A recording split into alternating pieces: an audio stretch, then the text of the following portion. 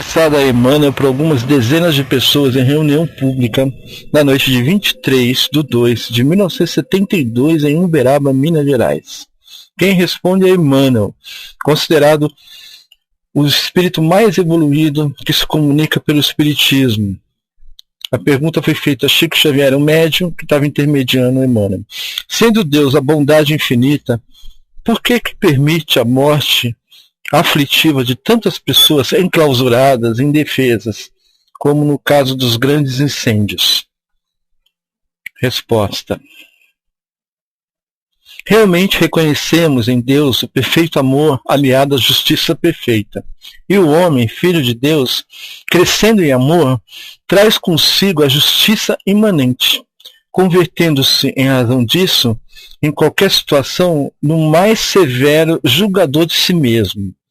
Quando retornamos da Terra para o mundo espiritual, conscientizamos nas responsabilidades próprias, operamos o levantamento dos nossos débitos passados e rogamos os meios precisos a fim de resgatá-los devidamente. Resumindo, aqui a consciência não pesa, você é pronta pra caramba e não tem problema. Chega lá, sua consciência pesa muito.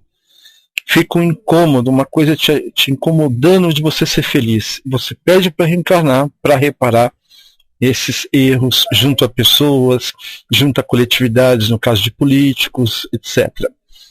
É assim que muitas vezes renascemos no planeta em grupos compromissados para a redenção múltipla. Né?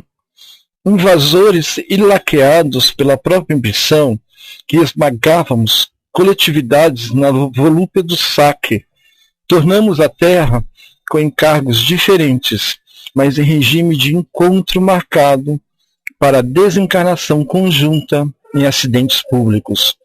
Então, um exército invadiu uma cidade no passado e cometeu excessos, matou, estuprou, etc. Alguns soldados que cometeram isso, ao longo, é esperado, passam algumas vidas, e todos se reúnem numa viagem de avião, por exemplo. Esse avião cai. É o resgate coletivo. Exploradores da comunidade,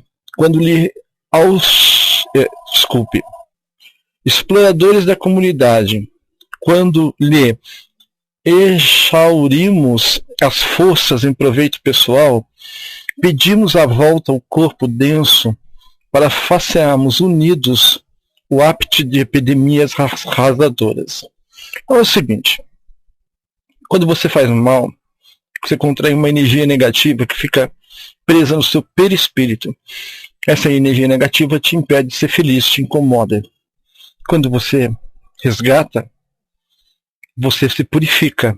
Às vezes por uma doença, etc., você se purifica e você fica bem. Volta a ser feliz. Né? Há uma maneira também de pagar os débitos fazendo bem. Mas não é qualquer bem. É o bem com certo sacrifício que tem mais valor. Por exemplo, você vê um morador de rua, ele está doente, você põe ele no seu carro, leva para o hospital. Ou você vê outro morador de rua com frio, você tira seu casaco, dá para ele. Quando você chegar em casa, você tem outros casacos. Então é assim, né? Promotores de guerras manejadas para assalto e crueldade pela megalomania do ouro e do poder, e nos fortalecendo para a regeneração, pleitamos o plano físico a fim de sofrermos a morte de partilha aparentemente imerecida em acontecimentos de sangue e lágrimas. Né? Veja bem, muitas vezes a morte não traz dor.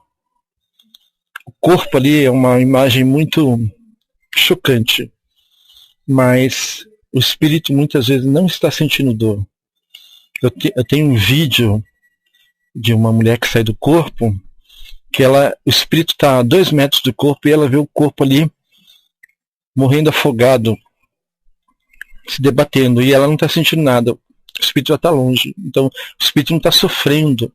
É o corpo que está se debatendo. Né? A maioria não sente dor. Alguns sentem porque é preciso para eles sentirem. Corsários que ateávamos fogo a embarcações e cidades na conquista de presas fáceis e nos observando no além, com os problemas da culpa, solicitamos o retorno à Terra para desencarnação coletiva em dolorosos incêndios inexplicáveis sem a reencarnação. Chico Xavier dizia que nada é por acaso, principalmente as coisas graves, né? Criamos a culpa em nós mesmos, engenhamos os processos destinados a extinguir-lhe as consequências.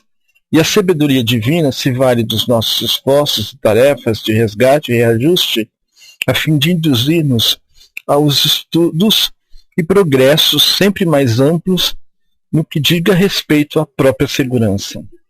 É por esse motivo que, de todas as calamidades terrestres, o homem se retira com mais experiência e mais luz no cérebro e no coração, para defender-se e valorizar a vida.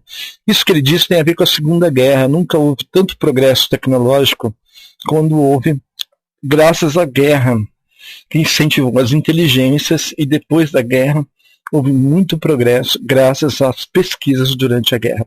É por esse motivo que de todas as calamidades terrestres, o homem se retira... esse aqui eu já estou repetindo, vamos lá.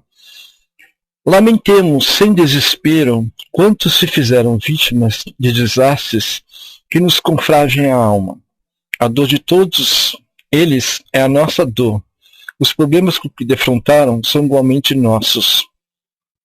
Não nos esquecemos, porém, de que nunca estamos sem a presença da misericórdia divina junto às ocorrências da divina justiça, que o sofrimento é invariavelmente reduzido ao mínimo para cada um de nós, e que tudo se renova para o bem de todos, e que Deus nos concede sempre o melhor.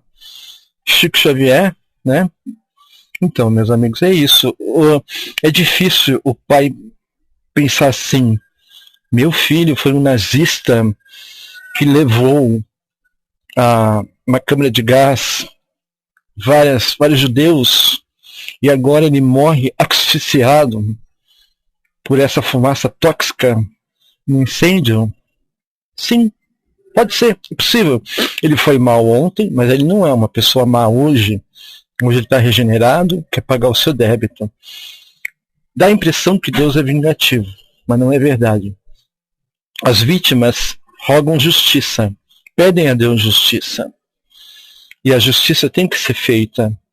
Mas Deus é bom porque Ele nos dá a oportunidade de pagar muito pelo amor, pela caridade. Tem uma história que diz que um homem era para perder o braço, ele perdeu um dedo na fábrica. Uma máquina cortou o dedo, porque ele perdoou, ele fez caridade, etc, etc. É isso aí.